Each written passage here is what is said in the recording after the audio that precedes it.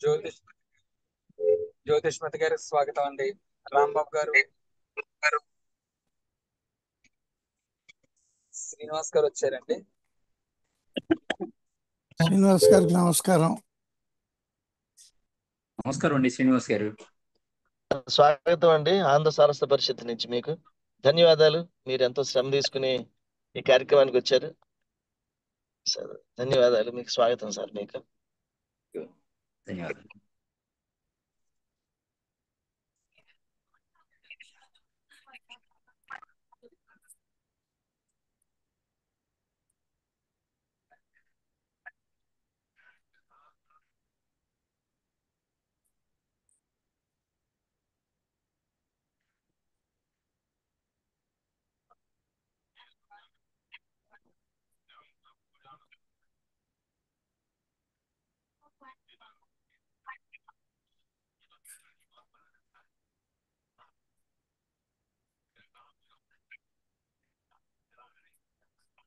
కొల్లూరు గారు,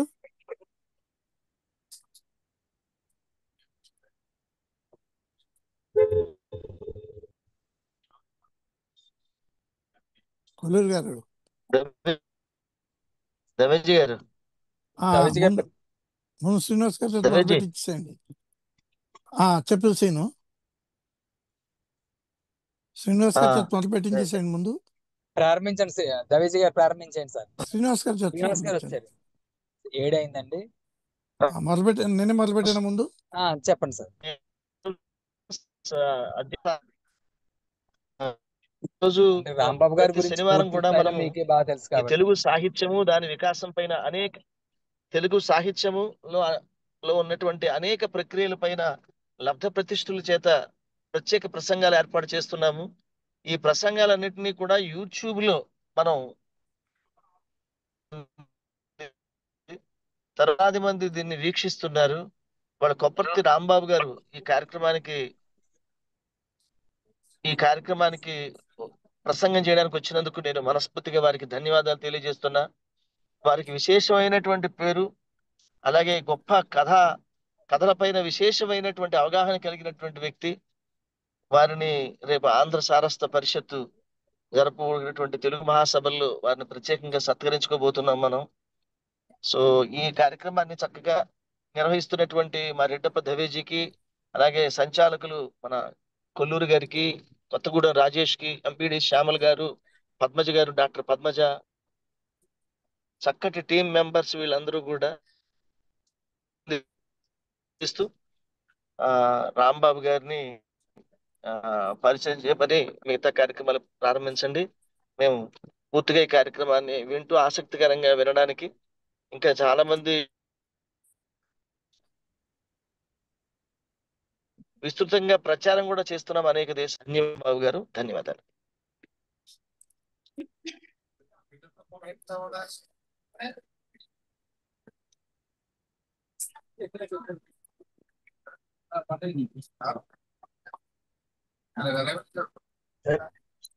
రవిజీ గారు. ఆంధ్రమేవ జయతే. ఈనాటి ఆంధ్ర సారస్వత పరిషత్ కార్యక్రమానికి అధ్యక్షులు గజల్ శ్రీనివాస్ గారిని, ఈనాటి ముఖ్య వక్త కొప్పటి రాంబాబు గారిని, మిగతా పెద్దలందరినీ సాధారణంగా ఆహ్వానిస్తున్నాం. ముఖ్యంగా ఈ కార్యక్రమాన్ని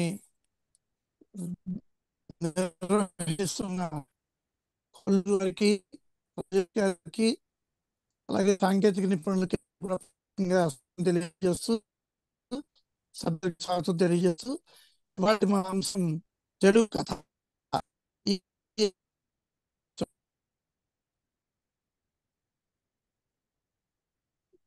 ఏదో దగ్గర నుంచి మొదటి ఇవాళ వరకు చెప్పాలి, చాలా కష్టం. కానీ ఎంత కష్టమైన అంశమైనా తేలిగ్గా అందుకోగలిగిన మేధావులు మనకి ఇవాళ ముఖ్య వక్తగా రావడం జరిగింది. ఆయన పేరు కొప్పర్తి రాంబాబు గారు. విశ్రాంత assistant general manager Indian bank విజయవాడలో చేసి రిటైర్ అయ్యారు వారు. ఆయన పుట్టింది 8 ఆగస్టు 1959. ఆయన కాంటినెంట్ కాఫీ పరిమళాల ఊరు అన్నారు ఆయన, గుంటూరు జిల్లా దుగ్గిరాలలో. అంతేకాదండి, పసుపు పొట్టు పెట్టాలంటే కథలకు మీరే పెట్టాలి, ఎందుకంటే దుగ్గిరాలంటే పసుపే, పసుపు తర్వాతే దుగ్గిరాల. దుగ్గిరాల పేరు చెప్తేనే పసుపు గుర్తుకొస్తుంది. అందుకనే మీ చేతే ఈ కథా కార్యక్రమాలకి పసుపొట్టు పెట్టిస్తున్నాం. పెరిగింది మాత్రం ఆయన కళల కాణాచి ఆంధ్ర బ్యారేజ్ తెనాలిలో. వారు తెనాలి కళాశాలలో చదువుకుంటుండగా మొత్తం రెండు తెలుగు రాష్ట్రాలు తెలంగాణ ఆంధ్రప్రదేశ్లో అప్పటి ఉమ్మడి ఆంధ్రప్రదేశ్ రాష్ట్రంలో ఎక్కడ ఏ అంతర్ కళాశాలల పోటీలు జరిగినా అంతర్ కళాశాల పోటీల్లో పాల్గొని ఎన్నో బహుమతులు సంపాదించారు. ఆ రోజు నుంచి కూడా వారు మాకు పరిచయం. వీరిని కన్న తల్లిదండ్రులు సుబ్బారావు గారు, లలిత గారు. వారు కొప్పర్తి సుందరరామయ్య, విశాలలక్ష్మి గారికి ఈయన దత్తత ఇచ్చారు. ఈయన గురువు గారు ఈయనకి స్వయంగా మేనమామ అవుతారు. మిథునం రమణ గారు, శ్రీరమణ గారు. మిథునం ఫేమస్. మిథునం గురించి ఎవరికి చెప్పక్కర్లేదు. అంతేగా తెలుగు సాహిత్యంలో ప్యారడీ ప్రక్రియని జర్క్ శాస్త్రి తర్వాత అంత అద్భుతంగా నిర్వహించిన, అంత అద్భుతంగా దాన్ని కొనసాగించిన వ్యక్తి శ్రీరమణ గారు. శ్రీరమణ గారు యొక్క మేనలుడే కొప్పర్తి రాంబాబు గారు. అంతేకాదు మాకు ఇంకో దగ్గర సంబంధం ఏంటంటే మా ఊరు పక్కనే పశ్చిమ గోదావరి జిల్లాలో ఉన్న కొప్పర్ వీరి సొంత ఊరు. చిన్నప్పటి నుంచి తెలుగు సాహిత్యం అంటే చాలా ఇష్టం. ఈయనకి పుస్తకాలు చదవడం ఒక వ్యసనంగా మారిన వ్యక్తి అయినా 4 దశాబ్దాల ఉద్యోగ జీవితంలో సొంత రాష్ట్రంలో 25 ఏళ్ళు, ముంబై చెన్నైలో 19 ఏళ్ళు 15 ఏళ్ళు దాకా చేశారు. అలాగే వీరి శ్రీమతి విజయలక్ష్మి, కుమార్తెల వైశాలి, ప్రవల్లిక గారు కొప్పర్తి కథావాహిని యూట్యూబ్ ఛానల్ ద్వారా వారం వారం మంచి తెలుగు కథల్ని, అప్పుడప్పుడు ఇతర సాహితీ ప్రక్రియల్లోని మంచి రచనల్ని ఆడియోలుగా వినిపిస్తుండడం అనే పద్ధతికి శ్రీకారం చుట్టి దానికి ఆద్యుడయ్యారు కొప్పర్తి రాంబాబు గారు. ముఖ్యంగా వీరికి దేవరకొండ బాలగంగాధర తిలక్ గారి సాహిత్యం అంటే చాలా అభిమానం. దేవరకొండ బాలగంగాధర తిలక్ గారి మీద సాధికారికంగా మాట్లాడగలిగిన 2-3 ప్రస్తుత రచయితలలో, ప్రస్తుత విమర్శకుల్లో కొప్పర్తి రాంబాబు గారు ఒకరు. అట్లాగే వీరికి ఇంద్రకంటి శ్రీకాంత్ శర్మ గారి అనుభూతివాదం అన్న కూడా చాలా ఇష్టం. వాటన్నిటిని కూడా ఆయన అసలు కవిగా మారవలసిన వ్యక్తి. నేను ఈయన కవిగానే మారతారని అనుకున్నాను, కానీ కథల వైపు ప్రయాణం చేశారు. ఎన్నో కథలకి ప్రాణం పోసిన కంఠం అయింది. కొప్పర్తి రాంబాబు గారిని ఈరోజు పరిచయం చేసే అవకాశం నాకు కలగడం చాలా ఆనందంగా ఉంది. కొప్పర్తి రాంబాబు గారు, కార్యక్రమం మొదలు పెట్టండి. ఆంధ్రమేవ జయతే.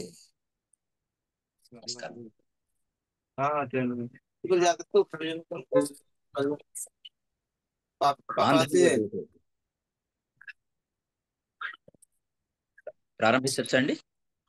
ప్రారంభించండి. ఆంధ్రమేవ జయతే. ఆంధ్ర సాహిత్య పరిషత్ సభ్యులకి, గౌరవనీయులు గజల్ శ్రీనివాస్ గారికి, రెడ్డప్ప త్రివేజీ గారికి, కొల్లూరు గారికి, రాజేష్ గారికి, ప్రముఖులందరికీ కూడా నా హృదయపూర్వక వందనాలు. తెలుగు కథ గురించి ఆంధ్ర సాహిత్య పరిషత్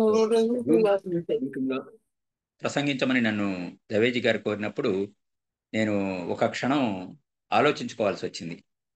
ఎందుకంటే తెలుగు కథతో నాకు దాదాపు 55 సంవత్సరాల పరిచయం ఉన్నప్పటికీ కూడా ఒక్క కథ రాసిన వాడిని కాదు, కానీ కొన్ని వేల కథలు చదివిన వాడిని. ఒక కథ రాయాలంటే కొన్ని వేల కథలు చదవాలి, కానీ కథ ఎందుకు రాయలేదు అంటే కథ ఇలా ఉండాలి అని అనుకుని రాయడం అనేది సాధ్యం కాని పని. ఎన్ని వందల వేల కథలు రాసినా కూడా కథ రాయాలి అంటే ఈ కథ ఇలా ఉండాలి అనుకుని రాయడం కుదరని పని. కథ అనేది మనం చెప్తూ ఉంటాం చూసారా, మనం కథ చెప్తాం. కథ చెప్పడం అంటే ఏమిటి? ఏదో 4-5 రకాల విషయాలు కలిపి పిల్లలకి చెప్పడం. కథ రాయడం కూడా అలాంటిదే. కథ దానంతట అదే రాసుకుపోతుంది. ఇప్పుడు ఇంకా ప్రస్తుత విషయానికి వస్తే, తెలుగు కథ గురించి నేను కథ చెప్పాలి. తెలుగు కథ యొక్క కథ చెప్పాలి. తెలుగు కథ గురించి కథ చెప్పాలి అంటే దానికి కొన్ని ప్రారంభాలు, మధ్య దశలు, ఇప్పుడు ప్రస్తుత దశలు ఉన్నాయి. దాదాపు 125 సంవత్సరాల చరిత్ర తెలుగు కథది. ఈ 125 ఏళ్లలో తెలుగు కథ ఎన్ని మలుపులు తిరిగింది? మనం సాధారణంగా కథ మలుపు తిరిగింది అంటూ ఉంటాం. ఈ 120 సంవత్సరాల్లో తెలుగు కథ ఎన్ని మలుపులు తిరిగింది అంటే, తిరగాల్సిన మలుపులన్నీ తిరిగినా కొత్త మలుపులు వస్తూనే ఉన్నాయి. కథకులకి కొత్త తలుపులు వస్తూనే ఉన్నాయి. కొత్త కథలు పుడుతూనే ఉన్నాయి. తెలుగు కథకు ఆద్యులు ఎవరు అంటే అందరూ కూడా నిస్సందేహంగా గురజాడ అప్పారావు గారు అన్నమాట చెప్తారు. అయితే ఇంకా పరిశోధకులు అనేవాళ్ళు, అంటే డాక్టరేట్లు, పిహెచ్డి చేసేవాళ్ళు, యూనివర్సిటీ స్థాయిలో పరిశోధనలు చేసేవాళ్ళు, ఆచంట సాంఖ్యాయన శర్మ గారిని ఇంకా ఎవరెవరో పేర్లు ఒకటి రెండు పేర్లు చెప్తారు. కానీ కథకి ఉన్న సమగ్రమైన స్వరూప స్వభావాలని సరిపోయేలాగా కథ రాసిన వ్యక్తి మాత్రం గురజాడ అప్పారావు గారే నిస్సందేహంగా. తెలుగులో అనేక సాహితీ ప్రక్రియలకి ఆద్యులైన కందుకూరి వీరేశలింగం పంతులు గారు కూడా కథలు రాసినప్పటికీ కూడా వాటిని ఆయన ప్రహసనాలుగా పేర్కొన్నారు. అందువల్ల కథ అనేది ప్రారంభం మాత్రం గురజాడ అప్పారావు గారితోనే అయ్యింది అనేది ప్రతి ఒక్కరూ అంగీకరిస్తూ వచ్చారు. ఇక కథ చెప్పుకోవడం, కథల గురించి చెప్పాలి అంటే చాలా పెద్ద కథ అవుతుంది. ప్రతి జాతిలోనూ, ప్రతి సమాజంలోనూ, ప్రతి భాషలోనూ, ప్రతి ప్రాంతంలోనూ అనేకానేకమైన సంఘటనలు జరుగుతూ ఉంటాయి. ఆయా సంఘటనల్ని రచయిత తన ఆలోచనలను జోడించి కథగా మారుస్తాడు. ఈ ప్రసంగం ఎలా ఉంటుంది అంటే, ఇది తెలుగు కథ గురించి 45 నిమిషాలు మాట్లాడాల్సి వచ్చేసరికి కథ యొక్క స్వరూప స్వభావాలు అంటే కథానిక అనే ప్రక్రియ యొక్క స్వరూప స్వభావాలు చెప్పాలా, తెలుగులో వచ్చిన మంచి కథలు చెప్పాలా అనే ఒక సంశయం నాకు ఇప్పుడు మాట్లాడుతున్నప్పుడు కూడా ఇంకా నన్ను వెంటాడుతూనే ఉన్నది. నేను అందులోంచి బయటికి రాలేకపోతున్నా. నేను అందుకోసం మధ్య మార్గం ఎంచుకున్నా. ఒకటి, ప్రాథమికంగా కథ యొక్క స్వరూప స్వభావాలు, కథానిక యొక్క లక్షణాలు ఇవి చెప్తూనే అవి పరిపూర్ణంగా సంతరించుకున్న కథలు ఏవి, ఆ లక్షణాలని పూర్తిగా ప్రతిబింబించేలాగా కథలు రాసిన ప్రముఖ కథా రచయితలు ఎవరు. 125 ఏళ్లలో ప్రముఖ కథా రచయితలు అని చెప్పాల్సి వస్తే 125 అంకె సరిపోదు. కనీసం దాని పక్కన ఇంకో 0 కూడా చేర్చవలసి ఉంటుంది. 1250 మంది ఉత్తమమైన కథకులు. ఒక కథ రాసిన కథకుడు కూడా ఉత్తమమైన కథకుడే అవుతారు. చాలామంది ఒక కథతో ఆపేసిన వాళ్ళు ఉన్నారు. అలాంటి రచయితలు కూడా చాలామంది నాకు తెలుసు. కానీ వాళ్ళని కథకుల జాబితాలో ఎందుకు చేర్చాల్సి వస్తుంది అంటే, ఆ కథ ఆ తరువాతి తరాల కథలు రాసే వారికి అది మార్గదర్శకమైన కథగా మారింది. అందువల్ల వాళ్ళు కథా మార్గదర్శకులు అయ్యారు. తెలుగు కథని నడిపించిన వారు, చేత్తో పట్టి నడిపించిన వారు, వేలుతో పట్టి నడిపించిన వారు అయ్యారు. కథ, కథానిక 2 పదాలు మనం తరచుగా వింటూ ఉంటాం. కథ అంటే కొంచెం పెద్దది, కథానిక అంటే కథ కన్నా చిన్నది. కథ ఎంత పెద్దది అని చెప్పకుండా కథ కన్నా చిన్నది అనడంలో ఒక వెసులుబాటు ఉన్నది. కథకుడు తను చెప్పదలుచుకున్న విషయాన్ని సూటిగా స్పష్టంగా ఒక 10-15 పేజీల్లో చెప్పేస్తే అది కథానిక అవుతుంది. అలా కాకుండా 25 నుంచి 30, 35 నుంచి 40, 45 నుంచి 100 పేజీల దాకా కథని గనక తీసుకువెళితే కథా రచయిత, అది కూడా కథే అవుతుంది. కానీ దానికి మరొక రూపం, చిన్న మార్పుతో నవల, నవలిక లాగా దాన్ని పెద్ద కథని నవలిక అని కూడా అంటూ ఉంటారు. చిన్న నవలని నవలిక అని కూడా అంటారు. సో కథకి, కథానికకి, నవలికకి చాలా దగ్గర సంబంధం ఉన్నది. తెలుగు కథ పుట్టింది గురజాడ అప్పారావు గారితో అయినప్పటికీ ఈ 125 సంవత్సరాలలో కనీసం 125,000 కథలు వచ్చి ఉంటాయి అని ఒక అంచనా. 125 సంవత్సరాల్లో 125,000 కథలు.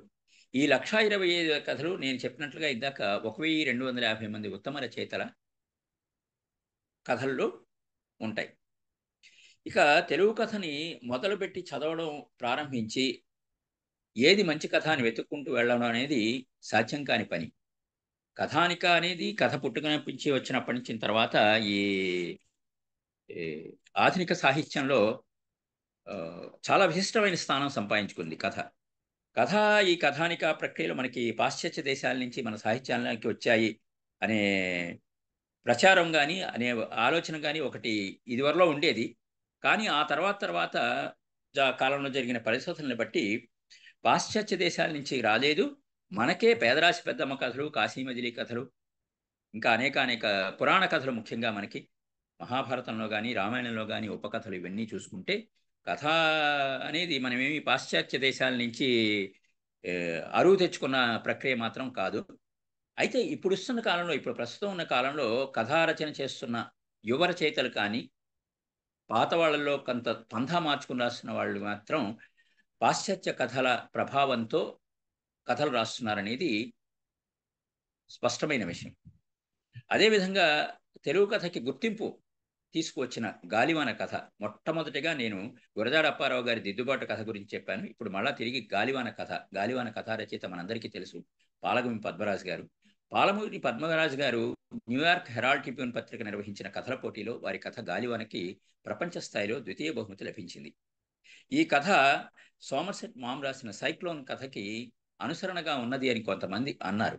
కానీ ఆ కథ యొక్క ప్రభావం ఈ కథలో ఏమాత్రం లేదు అని తేల్చిన వాళ్ళు కూడా ఉన్నారు.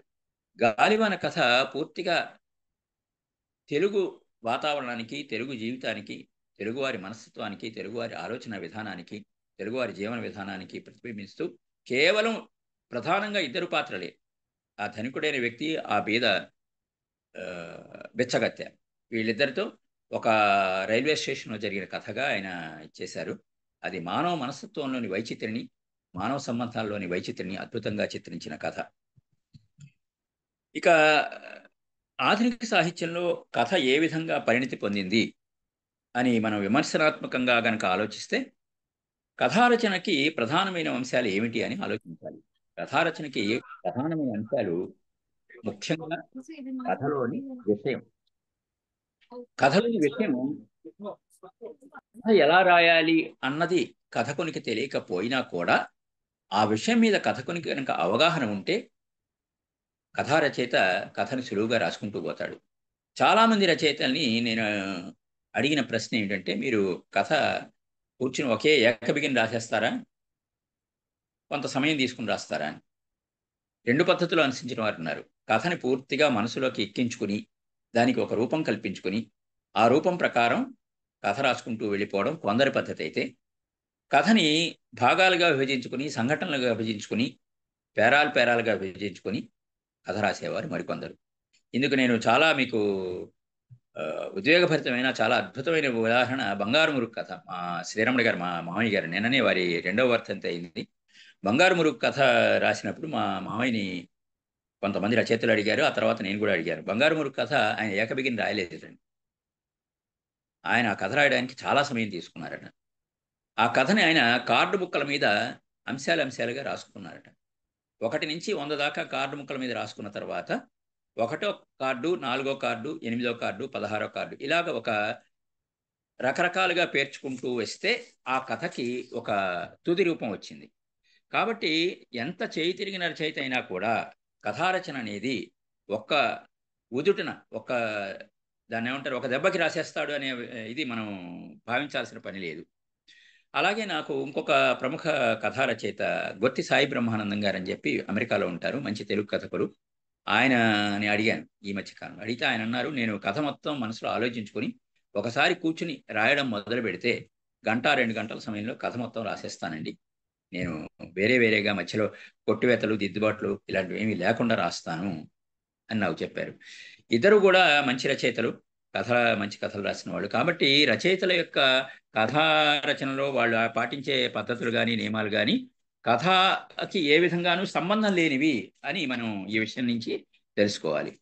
ఇక కథా రచనలో ఈ 125 ఏళ్లలో రచయితలు ఎంచుకుంటున్న టాపిక్స్ ఏమిటి, వాళ్ళు ఏ టాపిక్స్ మీద కథలు రాస్తున్నారు అంటే, సమాజం ప్రాథమికంగా కథలో ముఖ్యమైన భాగం అయి ఉంటుంది. సమాజం కథలో ముఖ్యమైన భాగం అయి ఉంటుంది. సమాజంలో జరుగుతున్న మార్పులు, వ్యక్తిగత విషయాలు, కుటుంబ విషయాలు, సమాజ విషయాలు, సమాజంలో వస్తున్న మార్పులు అంటే జీవన విధానంలో వస్తున్న మార్పులు, ఇవన్నీ కూడా తెలుగు కథలో చాలా విస్తృతంగా చర్చించబడి, ప్రతిబింబించబడి కథారూపాన్ని దిద్దుకుంటున్నాయి. కథా రచనలో నేను గమనించిన ముఖ్యమైన ఇదేంటే, ఈ 125 సంవత్సరాలలో, అంటే అంత మునుపు రామాయణ మహాభారత కథలు ఉన్నప్పటికీ కూడా సాంఘిక వాతావరణం మాత్రమే కథల్లో 99.99% చోటు చేసుకుంటోంది. సాంఘిక వాతావరణం, సోషల్ అట్మాస్ఫియర్, సోషల్ లైఫ్, ఇవి మాత్రమే కథల్లో చోటు చేసుకుంటున్నాయి. ఈ సోషల్ అట్మాస్ఫియర్ కానీ, సోషల్ లైఫ్ కానీ, అది ఎకనామిక్ ఆస్పెక్ట్లోకి వచ్చేసరికి, ఆర్థిక పరమైన విషయాల్లోకి వచ్చేసరికి కథల్లో రకరకాల స్థాయిల్లో ఉంటుంది. అంటే బాగా ఉన్నత వర్గాల్లో ఉన్న వ్యక్తుల జీవితాలు కథలుగా రాసిన వాళ్ళు ఉన్నారు, అధోజగత్ సహోదరుల కథలు రాసిన వాళ్ళు ఉన్నారు. ఈ రెండింటిలో చూస్తే మళ్ళా అధోజగత్ సహోదరుల కథలు రాస్తున్న రచయితలే ఎక్కువే ఉంటున్నారు. దానికి కారణం ఏంటంటే వీళ్ళంతా కూడా ఆ వర్గానికి చెందినవారు కాకపోయినా కూడా సమాజ పరిశీలన అనేది రచయితకి చాలా ముఖ్యమైన విషయం.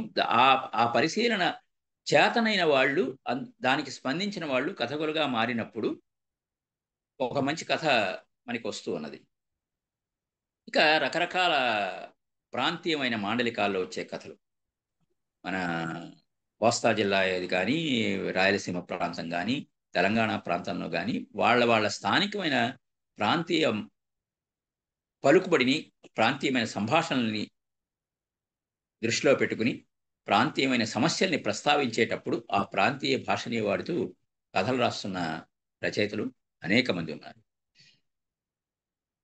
ప్రాంతాల వారీగా మళ్ళా ఈ మధ్యకాలంలో నేను గమనించింది ఏంటంటే, ఉత్తరాంధ్ర అంటే శ్రీకాకుళం, విజయనగరం, విశాఖపట్నం ఈ 3 జిల్లాల్లోంచి ఉత్తమమైన కథకులు ప్రారంభంలో ఇప్పుడు కూడా ఉంటూ ఉన్నారు. మొట్టమొదటిసారిగా చెప్పాను కదా, గురజాడ అప్పారావు గారు, విజయనగరం, ఆయన ఉత్తరాంధ్ర కథా రచయిత. అందుకోసం నేను ఒక సందర్భంలో అన్నాను, తెలుగు కథకి తూర్పు దిక్కు ఉత్తరాంధ్ర, తెలుగు కథకి తూర్పు దిక్కు ఉత్తరాంధ్ర. గురజాడ వారితో మొదలుపెట్టి ఇప్పుడు కూడా విశాఖపట్నం, విజయనగరం ఆ ప్రాంతంలో కథలు రాస్తున్న అద్భుతమైన కథా రచయితలు ఎంతో మంది ఉన్నారు. అయలసోమయాజుల జగన్నాథ శర్మ గారు కానీ, చాగంటి తులసి గారు, చాసో గారు, ముఖ్యంగా అభ్యుదయ రచయితల సంఘం వ్యవస్థాపక అధ్యక్షులు చాగంటి సోమయాజులు గారు, రావిశాస్త్రి గారు, శ్రీశ్రీ, ఆరుద్ర, ఇట్లా ఈ రచయితల జాబితా చదువుకుంటూ పోతే, నేను చెప్పాను కదా ఇందాక 1250 మంది రచయితల పేర్లు చెప్పాల్సి వస్తుందని చెప్పి, నేను ఎవరి పేరు వదిలేస్తాను నా భయం చేత కొందరి పేర్లు చెప్పి కొందరి పేర్లు చెప్పకుండా అవుతుందేమో అని చెప్పి నేను రచయితల పేర్లు చెప్పకూడదు అని అనుకుంటున్నాను. కానీ ప్రసంగం ముందుకు సాగాలి అంటే రకరకాలుగా మార్గాలు అనుసరించక తప్పదు. కథల పేర్లు చెప్పాలి, కథకుల పేర్లు చెప్పాలి, ఆ కథల్లోని ప్రత్యేకత కూడా చెప్పాలి.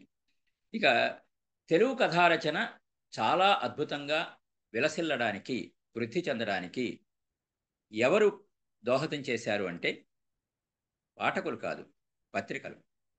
తెలుగు పత్రికలు కథలను ప్రోత్సహించడం మొదలుపెట్టిన తరువాత భారతి, ఆంధ్రపత్రిక మొదలుకొని, అంటే దేశోద్ధరక కాశీనాథ్ నాగేశ్వరరావు పంతులుగా స్థాపించిన భారతి, ఆంధ్రపత్రిక ఈ రెండింటిని మొదలుపెట్టి ఇప్పుడు ప్రచురణలో వస్తున్న పత్రికలు చాలా, అంతా 5-6 పత్రికలు కూడా తెలుగులో ఇప్పుడు ముద్రణ రూపంలో వస్తున్నాయో లేదో నాకు తెలియదు.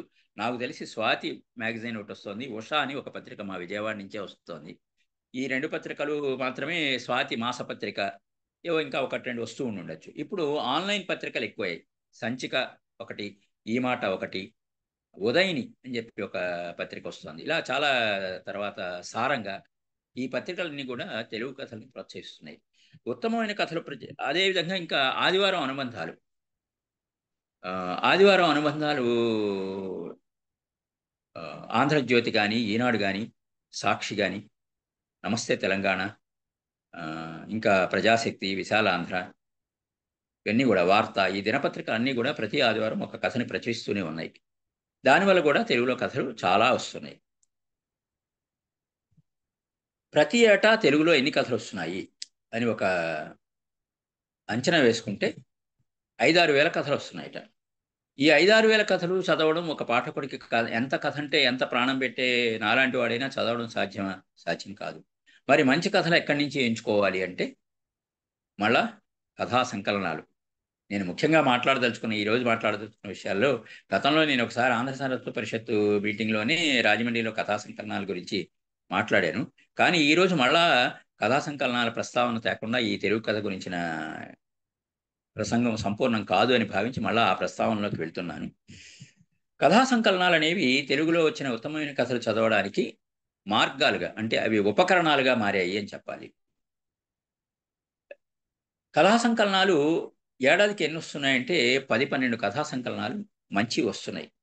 కథా సంకలనాలు వెలువరించే వాటిలో 10-12 కథా సంకలనాలు మంచి వస్తున్నాయి. అందులో ఒక 3-4 ముఖ్యమైనవి చెబుతాను. అన్నిటికన్నా ముఖ్యంగా చెప్పవలసింది వాసిరెడ్డి నవీన్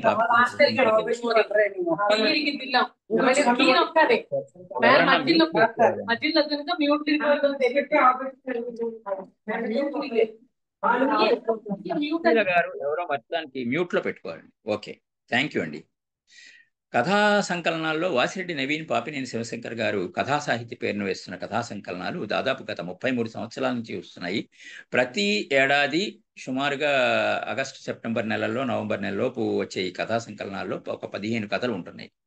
ఈ 15 కథలు 33 ఏళ్ళ నుంచి వస్తున్నాయి కాబట్టి దాదాపు 500-600 కథలు ఈ పాటికి వాళ్ళు ఉత్తమమైన కథలు సంకలనాల కింద తీసుకుని వచ్చారు.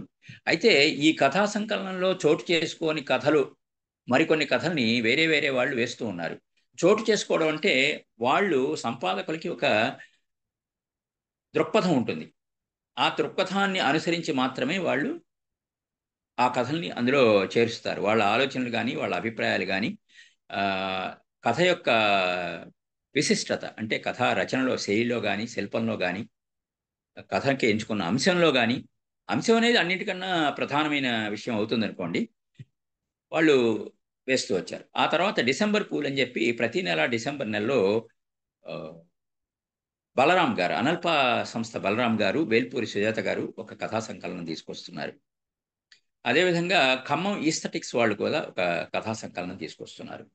కొత్త కథ పేరుతో మహమ్మద్ ఖదీర్ బాబు గారు, కుప్పిలి పద్మ గారు ఒక కథా సంకలనం తీసుకొస్తున్నారు. ఇట్లా కొంతకాలం మధురాంతకం నరేంద్ర గారు వాళ్ళు తిరుపతి నుంచి తెలుగు కథను తీసుకొచ్చారు. తెలుగు విశ్వవిద్యాలయం వాళ్ళు తెలుగు కథ తీసుకొచ్చారు. ఇన్ని కథా సంకలనాలు వచ్చినప్పటికీ కూడా వీటిల్లో చోటు చేసుకోలేని కథలు కొన్ని ఉంటాయి. దానికి కారణం నేను చెప్తున్నాను కదా, ఆయా సంపాదకుల, ఆయా సంకలనకర్తల యొక్క ఆలోచనలు మాత్రమే ఒక కథ సంకలనంలో చోటు చేసుకోవడానికి. ఇక తొలితరం కథకులు అంటే గురజాడ అప్పారావు గారి దగ్గర నుంచి 1910, అది సంవత్సరం ఏంటి అన్నది నేను ఒకసారి చూసుకుని చెప్తానండి. 1910 నుంచి 1919 దాకా ఒక 20 ఏళ్ల పాటు, ఈ 20 ఏళ్ల పాటు కథలు రాసిన వాళ్ళలో ప్రధానమైన వాళ్ళలో చలం గారు అద్భుతమైన కథలు రాశారు. ఆ తర్వాత 1920-29, ఇది 1910 ఈ 20 ఏళ్ల కాలం అంటే కన్యాశుల్కం నాటకం వచ్చిన కాలం అన్నమాట. అప్పుడు ఉన్న కథల్లో మనలో కొత్త ఆలోచనలు రేకించగల స్ఫూర్తి గల కథలు తక్కువ వచ్చాయి. ఆ తర్వాత నుంచి కథారచనలో, కథానిక రచనలో వేగం పెరిగిన తర్వాత, కథలు ఎక్కువ రాయడం మొదలుపెట్టిన తర్వాత చాలా సాహిత్యం యొక్క ప్రయోజనం ఏమిటి, సాహిత్యానికి ఒక స్పెసిఫిక్ వ్యూ ఉన్నది, ఒక స్పెసిఫిక్ ప్రయోజనం ఉన్నది, ఆ ప్రయోజనాన్ని పరిరక్షించే విధంగా కథలు రాయాలి అని చెప్పి భావించిన వాళ్ళు ఉన్నారు. ఆ తర్వాత 1930 నుంచి 39 దాకా తెలుగు కథలో ఒక దాన్ని ఏమంటారు, విస్ఫోటనం లాంటిది కలిగింది. అద్భుతమైన కథకులు వచ్చారు. ముఖ్యంగా ఆ అద్భుతమైన కథకుల్లో ముగ్గురు నేను త్రిమూర్తులుగా చెప్పదగిన ముగ్గురిని చెప్తున్నాను. మల్లాది రామకృష్ణ శాస్త్రి గారు, శ్రీపాద సుబ్రహ్మణ్య శాస్త్రి గారు, వేలూరి శివరామ శాస్త్రి గారు. వీళ్ళ ముగ్గురు కూడా కథానికకి ఆధునిక లక్షణాలని, ఇప్పుడు మనం చూస్తున్న కథ చాలా మార్పులు అయ్యింది అని అనుకుంటున్నాం, కానీ ఎక్కువ మార్పులు ఏమీ అవ్వలేదండి. మీరు ఇప్పుడు కూడా శ్రీపాద వారి కథ చదివినా, మల్లాది వారి కథ చదివినా, ఇప్పుడు ఉన్న కథలు చదివినా పెద్దగా మార్పు మనకి కొట్టొచ్చినట్టుగా స్పష్టమైన మార్పు ఏమీ కనిపించదు. వేలూరి శివరామ శాస్త్రి గారు అయితే కథానికకి ఆధునికతని సంతరించిన వ్యక్తి. ఆయన వైజ్ఞానిక సిద్ధాంతిక వాంగ్మయం పట్ల ఆయనకున్న పరిచయం, ఆర్థిక రాజకీయ అంశాల మీద ఆయనకున్న అవగాహన, ఇవన్నీ ఆయన డిప్రెషన్ చెంబు కథలో చేశారు. నేను ఇక్కడ కోట్ చేసే కథలు చాలా మటుకు కూడా నాకు ఒక వరంలాగా లభించిన కథా సంకలనం ఉందండి. మా కాలేజీ రోజుల్లో మా కాలేజీ వైస్ ప్రిన్సిపాల్ గారు హితశ్రీ గారు, తాళ్ళూరు నాగేశ్వర గారు, వీళ్ళిద్దరూ కలిసి 116 అని చెప్పి కథా సంకలనం తీసుకొచ్చారు. అయితే వాళ్ళు సగం కథలు 58 కథలు మాత్రమే వాల్యూమ్ 1 తీసుకొచ్చారు. ఆ వాల్యూమ్ 2 మిగతా 58 కథలు ఎందువలనో వాళ్ళ నుంచి రాలేదు. కానీ ఆ 58 కథల్ని, ఆ 116 కథల్ని విశాలాంధ్ర వాళ్ళు తిరిగి శతవసంతాల తెలుగు కథ అన్న పేరుతో పునర్ముద్రణ చేశారు. అందులో ఉన్న కథలు ఎక్కువ భాగం నేను తెలుగు కథ మీద ఒక అవగాహన ఏర్పరచుకోవడానికి, తెలుగు కథ యొక్క పరిణామ క్రమాన్ని చూసుకుంటూ రావడానికి నాకు చాలా అవకాశం కలిగించిన విషయం ఇది. మల్లాది రామకృష్ణ శాస్త్రి గారు కమనీయమైన తెలుగు భాషలో తెలుగు కథలు రాసుకొచ్చారు. అలాగే గురజాడ, చింతా దీక్షితుల వారు, కరుణకుమార, వీళ్ళంతా కూడా చేశారు. శ్రీపాద సుబ్రహ్మణ్య శాస్త్రి గారు తెలుగు కథకుల్లో అప్పటికీ ఇప్పటికీ ఎప్పటికీ అద్భుతమైన కథా రచయిత ఎవరు అంటే నా దృష్టిలో శ్రీపాద వారి. శ్రీపాద వారి కథలు తెలుగు భాషకి, తెలుగు సంస్కృతి సంప్రదాయాలకి, ఒకప్పటి తెలుగు జాతి యొక్క ఆ, విశేషాలని తెలుసుకోవడానికి, సమాజంలో ఉన్న చెడుగుని ఆయన ఏ విధంగా దాన్ని ఆ, పాఠకుల దృష్టికి తీసుకొచ్చే విధంగా కథ రాశారు. ఆయన రాసిన అనేక కథల్లో ఆ, అరికాళ్ల కింద మంటలు, సంఘ సంస్కరణ ఉద్దేశంతో, సంఘ సంస్కరణ అభిలాషతో కథలు రాసిన శ్రీపాద వారు అరికాళ్ల కింద మంటలు అనే కథ చాలా గొప్ప కథ అండి. ఆ తర్వాత విశ్వనాథ వారు కూడా చిన్న కథలు చాలా రాశారండి. 25-30 కథలు చిన్న కథలు రాశారు. విశ్వనాథ వారి చిన్న కథల్లో ఆ, నాకు బాగా నచ్చిన కథ ఏది అంటే ఏమి సంబంధం. ఏమి సంబంధం అనే కథ విశ్వనాథ సత్యనారాయణ గారు రాశారు. ఆ కథ కూడా చాలా అద్భుతమైన కథ. తర్వాత చలంగారి ఓ పువ్వు పూసింది. చలం ఆయన శైలి, ఆయన భాష, ఆయన ఆలోచనలు, ఆయన ఎంచుకున్న అంశాలు తెలుగు కథని ఒక ఊపు ఊపేశాయి. అయితే ఆయన కథల్లో అన్నింటిలో కన్నా చాలా విశిష్టమైనదిగా నాకు తోచిన కథ ఏది అంటే ఓపు పూసింది, దోషగుణం. ఈ 2 కథలు. దోషగుణం నేను అనుకోవడం సినిమాగా కూడా వచ్చిందేమో. సినిమాగా వచ్చింది అది కాదనుకుంటాను, వేరే కథ. దోషగుణం కథ ఒక సమాజంలో ఒక మూఢనమ్మకాన్ని, ఒక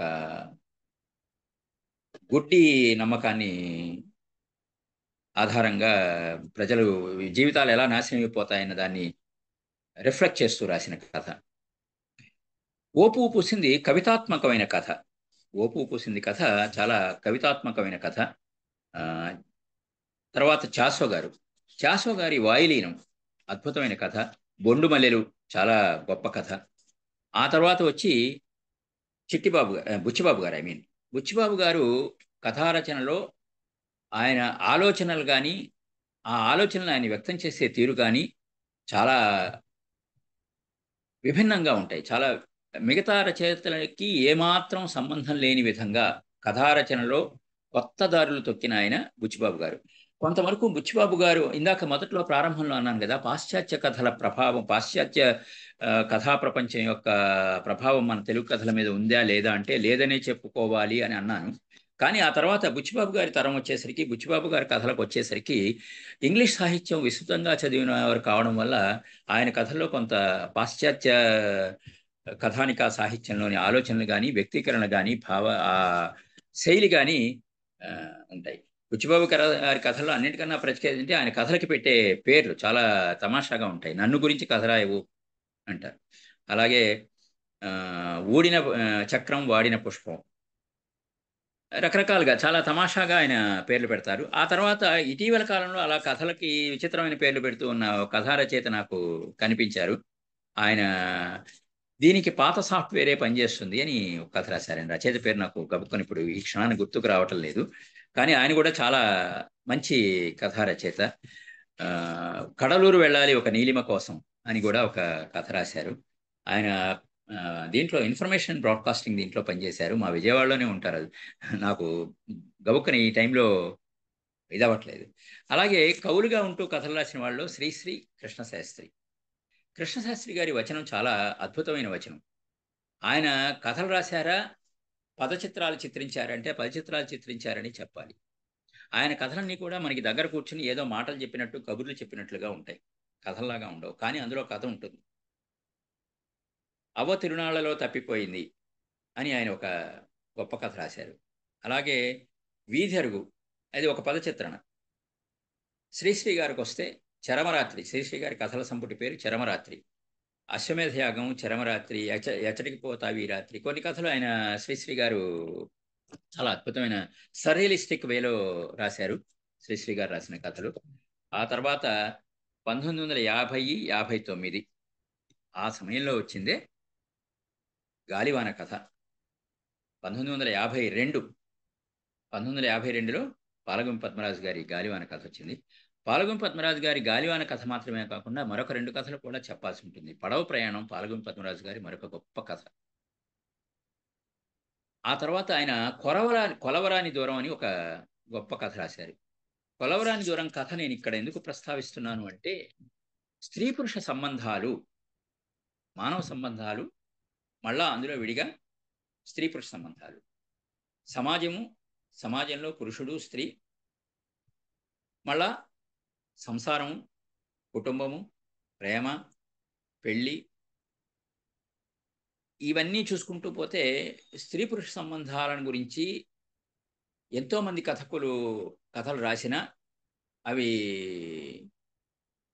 సవ్యమైన రీతిలో నడిచాయా, అపసవ్యమైన రీతిలో నడిచాయా అని చెప్పలేని విధంగా రాసిన కథ కొలవరాని దూరం. చాలా గొప్ప కథ. భార్యాభర్త ఉంటారు, ప్రేమించి పెళ్లి చేసుకుంటారు, కానీ అతనికి పరస్త్రీ వ్యామోహం. అది ఈవిడ తట్టుకోలేకపోతుంది, అతని నుంచి దూరం అవుతుంది. అకస్మాత్తుగా ఒకరోజు రాత్రి అతను మరణిస్తాడు. ఆ కబురు వేరే చాలా దూరంగా ఉన్న ఈవిడికి తెలుస్తుంది. ఆవిడ ఫ్లైట్లో ఆ భర్త కడసారి చూపుల కోసం అని చెప్పి బయలుదేరుతుంది. వారణాసి నుంచి మద్రాసు బయలుదేరుతుంది. చనిపోయిన అతను పైలట్ అంటే అతను యాక్చువల్గా పైలట్స్కి ట్రైనింగ్ ఇచ్చే వ్యక్తి. విమానంలో కూర్చున్న ఈవిడ దుఃఖంగా కనపడితే, భయంగా కనపడితే పక్కన ఉన్న ప్రయాణికుడు అడుగుతాడు, మీకు ఇది మొదటిసారా విమాన ప్రయాణం అని. ఆవిడకి నవ్వొస్తుంది. ఎందుకంటే ఆ పైలట్ ఉద్యోగంలో తన్ని తీసుకుని విమానాల్లో గిరికీలు కొడుతూ జీవితాన్ని చూపించిన వ్యక్తి అతను. అలాంటి తనకి ఫ్లైట్ జర్నీ ఎలా భయం ఉంటుంది? కానీ ఇప్పుడు తనకి మధ్య ఉన్న దూరం ఎలాంటిది అంటే, కొలవరాని దూరం అయిపోయింది. అతను భౌతికంగా లేడు, భౌతికంగా ఉన్నాడు కానీ ప్రాణాలతో లేడు, కాబట్టి అతను చూడడానికి తాను వెళ్తున్నాను, ఈ విధమైన ఆలోచన ధోరణి వెళ్ళాక అతను అక్కడ ఎందుకు చనిపోయాడు, ఏ పరిస్థితిలో చనిపోయాడు అనేది పద్మరాజు గారు ఆ కథలో చాలా అద్భుతంగా వివరించారు.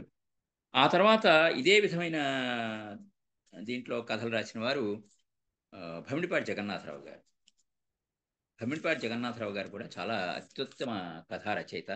ఆయన అనేక మంచి కథలు రాశారు. కథా రచయితల పేర్లు చెప్పాలి అంటే ఇంకా చాలామంది వస్తారు. ఇప్పటి ఉన్న తరానికి ముందు తరం కథా రచయితల పేర్లు చెప్పాలంటే రావిశాస్త్రి గారు కథా రచయితగా ఆయనకి వచనంలో శ్రీశ్రీ అని పేరు. శ్రీశ్రీ మహాప్రస్థాన కావ్యంలో రాసిన పతితులు, భ్రష్టులు, బాధాసర్పదష్టులు అందరినీ కూడా ఆయన తన కథల్లోకి తీసుకొచ్చారు.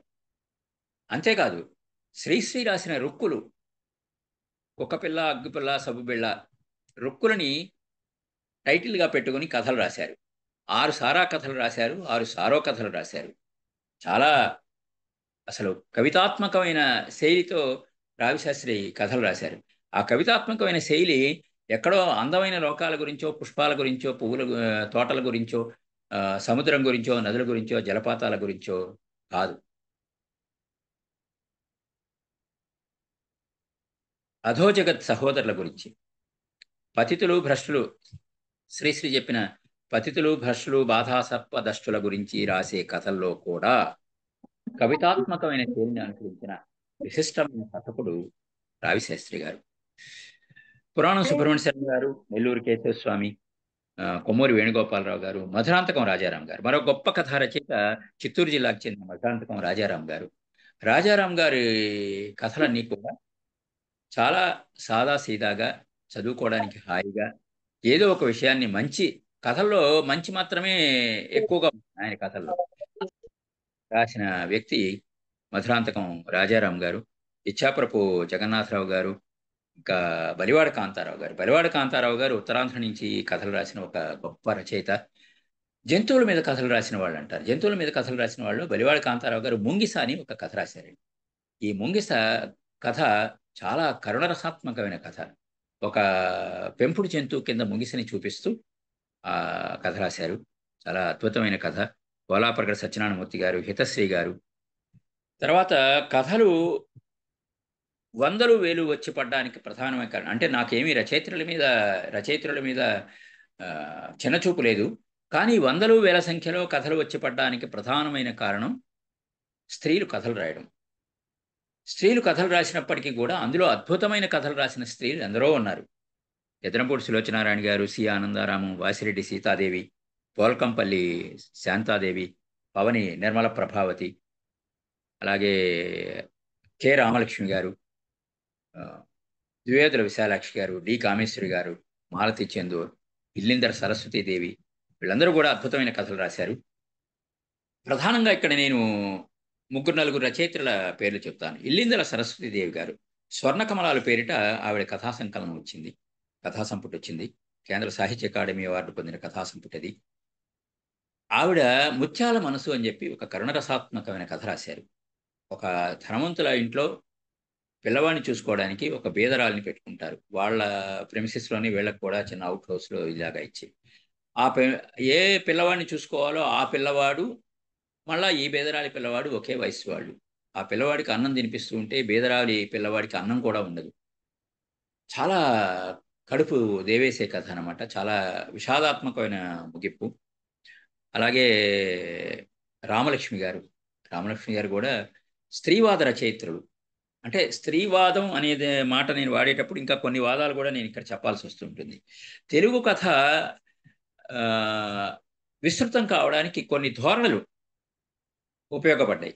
ఏదో ఒక ధోరణి వస్తుంది. అంటే దళితవాదము, స్త్రీవాదము, సామ్యవాదము, లేదా విప్లవవాదము, ఇలాంటివి ఏదో ఒక వాదం ప్రవేశించగానే ఏదో ఒక సంఘటన ప్రపంచంలో ఏదో ఒక మూల జరగగానే, లేదా భారతదేశంలో ఒక మూల జరగగానే, ఆంధ్రదేశంలో ఒక చోట జరగగానే ఇంకా దాన్ని ఆధారంగా చేసుకుని కథలు రాయడం మొదలుపెట్టారు. అట్లా స్త్రీ పురుషుల మధ్య ఉన్న వ్యత్యాసాన్ని, స్త్రీ పురుష సంబంధాల్లో ఉన్న డెలికసీని ప్రతిబింబిస్తూ కథలు రాసిన వాళ్ళు చాలామంది ఉన్నారు. వాళ్ళలో ప్రముఖంగా చెప్పదగిన వాళ్ళు అబ్బూరి ఛాయాదేవి, తర్వాత పి సత్యవతి గారు, ఆ తర్వాత ఓల్గా గారు మా లెక్చరర్ గారు. నేను ఆవిడ దగ్గర తెనాలి వైఎస్ఆర్ కళాశాలలో చదువుకున్నాను. ఆవిడ రచయిత్రిగా తెలుసు. అలాగే మా విజయవాడలో ఉండే సత్యవతి గారు కూడా చాలా గొప్ప రచయిత్రి. ఆవిడ స్త్రీవాదాన్ని పనిగట్టుకుని స్త్రీవాదంగా కాకుండా అందులో ఉన్న అంటే పురుష ద్వేషాన్ని వ్యక్తం చేయకుండా కథలు రాసిన వాళ్ళలో ముఖ్యమైన వాళ్ళు అబ్బూరి ఛాయాదేవి గారు, సత్యవతి గారు. అందులో పురుషుల్ని నేరుగా ద్వేషించడం, దూషించడం ఉండదు.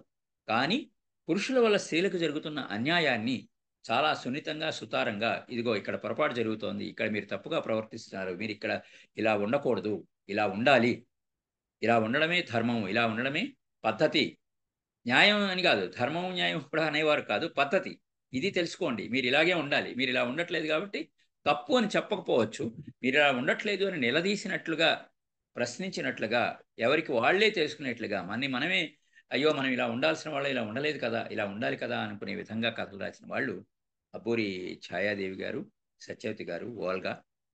అలాగే మాలతి చందూర్ గారు కూడా చాలా గొప్ప కథలు రాశారు.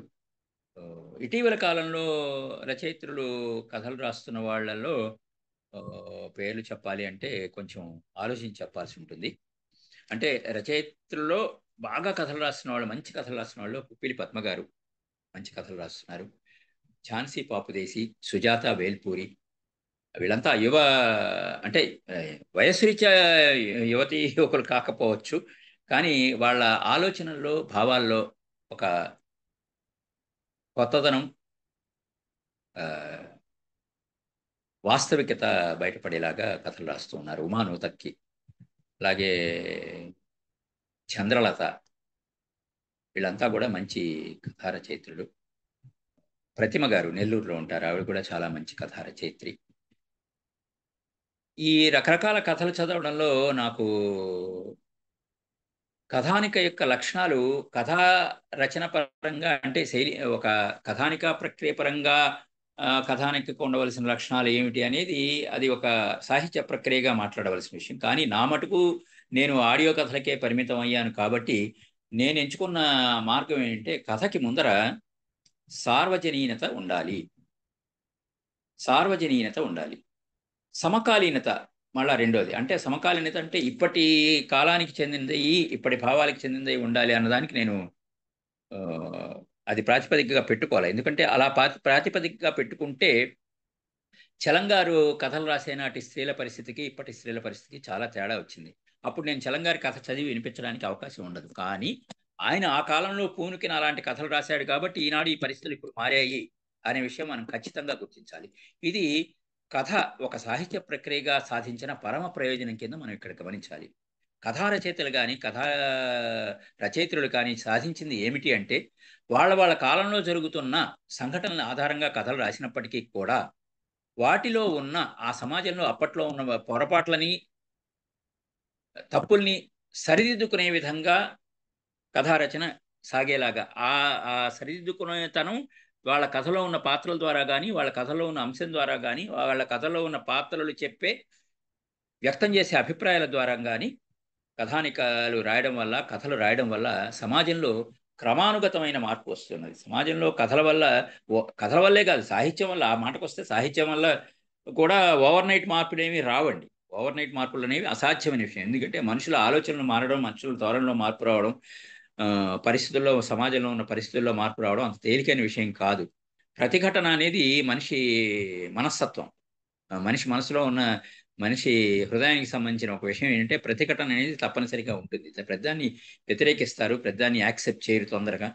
కాబట్టి ఆ మార్పు తీసుకురావడంలో తెలుగు కథ ఈ 125 ఏళ్లలో తప్పనిసరిగా కొంత సక్సెస్ సాధించింది అని చెప్పచ్చు. దీనికి కారణం ఏంటంటే దాదాపు 125 ఏళ్ల క్రితం కథ రాసిన దిద్దుబాటులో ఉన్న పరిస్థితులు ఇప్పుడు లేవు. అలాగే చలంగారు కథలు రాసినప్పటి స్త్రీ పురుష సంబంధాల్లో మార్పు, ఇప్పుడు కొత్త మార్పులు వస్తున్నాయి, అది వేరే విషయం. ఇది మనం వ్యంగ్యంగా విచారంగా చెప్పుకోవాల్సిన విషయం. కొత్తగా వస్తున్న మార్పులు ఏమిటి అనేది మనం ఈ క్రైమ్ న్యూస్ చూస్తూ ఉంటే మనకు అర్థమవుతూ ఉంటున్నది.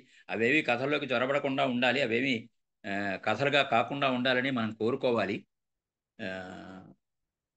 స్త్రీ పురుష సంబంధాల విషయంలో. ఇక సమాజంలో జరుగుతున్న అనేక సంఘటనల్ని కథల్లో ఇచ్చేయడం. కొన్ని సంఘటనలు కథగా మార్చడానికి అనువుగా ఉంటాయి, కొన్ని సంఘటనలు కథగా మార్చడానికి అనువుగా ఉండవు. కథగా మార్చడానికి అనువుగా ఉండని కథని అంశాన్ని ఎంచుకుని కథ రాస్తే అది న్యూస్ పేపర్ రిపోర్టింగ్ లాగే ఉండి ఆ కథ ఫెయిల్ అవుతుంది. అది నేను చాలా కథల్లో గమనించాను. ఇప్పుడు కథలు రాస్తున్న వాళ్ళ చాలా మందికి శైలి, శిల్పం ఈ రెండు అసలు వాళ్ళకి తెలియవు. నేనంటే ఇప్పుడు వస్తున్న రచయితల్ని విమర్శిస్తున్నానని కాదు, ఒక కథ కూడా రాయని నేను విమర్శించడం ఏంటని మీకు అనిపించవచ్చు. నేను విమర్శిస్తున్నానని కాదు. 100 కథలు వస్తే 1 లేదా 2 లేదా 5 వేళ్ల మీద లెక్క పెట్టుకుని 5 కథలు మాత్రమే మంచి కథలు ఉంటున్నాయి అంటే అర్థం ఏంటి? మంచి కథలు ఉంటున్నాయి అంటే నేను అనుకుంటున్నవే మంచి కథలని కాదు. మిగతా కథలు చదవడంలో ఒక పరిణితి సాధించిన పాఠకులు ఉంటారు కదా, ఆ పరిణితి సాధించిన పాఠకులను ఎంచమన్నా కూడా ఒక 100 కథలు 50 వారాల్లో 52 వారాలు అనుకోండి, ఒక 4 ఆదివారం అనుబంధాలు తీసుకుంటే 200 కథలు. ఆ 200 కథలు కట్ చేసి ఒక బైండింగ్గా చేసి ఇందులో మీరు టిక్ పెట్టండి మంచి కథ ఏది అని అడిగితే పరిణితి గల పాఠకులు ఎవరు కూడా 5-6 కథల కన్నా కూడా టిక్కులు పెట్టలేరు. కారణం ఏంటి అంటే కథానిక రచనలో శైలికి, సంభాషణలకి, శిల్పానికి ప్రాధాన్యత లేకుండా రాయాలనే తపన, రాయాలనే ఆతృత, తాపత్రయంతో కథలు రాయడం వల్ల తెలుగు కథకి కొంత అన్యాయం జరుగుతోందేమో అని అనిపిస్తుంది. అట్లానే కథారచనను ఆపేయమని కానీ రాయద్దని కానీ నేను యువ కథా రచయితలకు కానీ కొత్తగా కథలు రాస్తున్న వాళ్ళకి కానీ నేను చెప్పటం లేదు. రాయాలి, రాసినందువల్ల, చదివినందువల్ల పరిణితి వస్తుంది. రాయగా మంచి కథ రాయడం వస్తూ ఉంటుంది. అందుకు ఉదాహరణగా నా మిత్రులు కూడా చాలామంది కథలు రాసేవాళ్ళు. గతంలో వాళ్ళు 10 ఏళ్ల క్రితం రాసిన కథకి ఈ రోజు రాసిన కథకి నాకు చాలా తేడా కనపడుతూ ఉంటుంది. నేను చెప్తూ ఉంటాను కూడా వాళ్ళకి. ఇక ఈ 125 సంవత్సరాలలో వచ్చిన కథల్లో ఎక్కువగా కథల్లో చోటు చేసుకున్న అంశం ఏమిటి అంటే సమాజం మాత్రమే. ప్రాంతీయమైన సమస్యలు కొన్ని ఉంటాయి. రాయలసీమ ఉందనుకోండి, కరువు ప్రాంతం. కోస్తాంధ్ర ప్రాంతం అనుకోండి, మనకి వరదలు, వానలు. అలాగే తెలంగాణ ఉంటే అక్కడ కూడా పంటలు పండకపోవడం, నిస్సారమైన భూములు, బంజరు భూములు ఉండడం. ఉత్తరాంధ్ర ప్రాంతం కూడా అంతో కొంత అది. ఇలాంటి వాటి వల్ల సమాజంలో ఒక తిరుగుబాటు ధోరణి వస్తూ ఉంటుంది. ఆ తిరుగుబాటు ధోరణిని ప్రతిఫలిస్తూ కూడా చాలా కథలు వస్తున్నాయి. ఆ తిరుగుబాటు ధోరణి అనేది ఏ విధంగా ఉంటుంది అంటే కుటుంబంలో, సమాజంలో, వ్యక్తుల మధ్య రకరకాల తిరుగుబాట్లు అన్నమాట. కుటుంబంలో ఒక దుర్భరమైన దారిద్ర్య పరిస్థితి వస్తే సంపాదించే వ్యక్తి సంపాదించకపోతే ఆ ఇంటి ఇల్లాల మీదో ఆ ఇంటి పిల్లల మీదో ఆ భారం పడితే కుటుంబంలో జరిగే అలజడి, కలిగే కష్టం ఒక రకమైన కథలైతే, ఊళ్ళో ఏదో ఒక సమస్య వస్తే ఆ ఊళ్ళో ఉన్న సమస్యని పరిష్కరించుకోవడానికి ఊళ్ళో ఉన్న వ్యక్తులు దానికి ఫర్ అండ్ అగెనిస్ట్గా విడిపోయి పడే ఘర్షణ ఒక రకమైనది. సమాజంలో ఒక చెడుగు ఏదో ప్రవేశిస్తే దాన్ని సరిదిద్దడం కోసం అని చెప్పి మార్పులు ఏ విధంగా తీసుకురావాలి అని రచయితలు కొంతమంది ఇలా రకరకాల పద్ధతుల్లో వస్తున్నాయి. ఇక ఇందాక కొన్ని వాదాలు అనుకున్నాం, స్త్రీవాదం, దళితవాదం, మైనారిటీ వాదం, ఇవన్నీ కూడా కథలు ఆయా వాదాలని బలపరుస్తూ అంటే మాదే గొప్ప, మా వాదమే సరి అయినది అనే పద్ధతిలో కాకుండా అందులో ఉన్న దానివల్ల ఆ తేడా వల్ల అంటే ఆ వివక్ష వల్ల ఎలా ప్రజలు ఎఫెక్ట్ అవుతున్నారు అనే కథలు రాస్తున్న వాళ్ళు కూడా చాలామంది ఉన్నారు. ముఖ్యంగా ముస్లిం మైనారిటీ కథలు ఈ మధ్యకాలంలో బాగా సంకలనాల రూపంలో కూడా వచ్చాయి. కథా రచయితల్లో అగ్రగామి కథకుడిగా అంటే గురజాడ వారి దగ్గర నుంచి ఇప్పటిదాకా 125 ఏళ్ల కథకుల్లో అగ్రగామి రచయితలుగా చెప్పదగిన వాళ్ళు చాలా మంచి కథలు రాస్తున్న యువ కథా రచయితనాలు ఆయన మధ్య వయస్కులు అనుకోండి, దాదాపు 50 ఏళ్ళు ఉంటాయి. మహమ్మద్ కదీర్ బాబు దర్గామిట్ట కథలు, బియాండ్ కాఫీ అని ఆయన చాలా మంచి కథలు రాస్తున్నారు. కథలు రాయడమే కాదు, కథలు రాయిస్తున్నారు. ఆయన కథల కార్యశాల, పాఠశాల లాగా కథల వర్క్షాపులు నిర్వహించి కథా రచయితలను కొత్తగా కథలు రాసే వాళ్ళని ఎంకరేజ్ చేస్తూ వచ్చారు. ఈ సందర్భంగా నేను కొన్ని మంచి కథా రచయితల కథలు నేను చదివి వినిపించిన వాటిల్లో మీకు కొన్ని చెప్తాను. నేను నా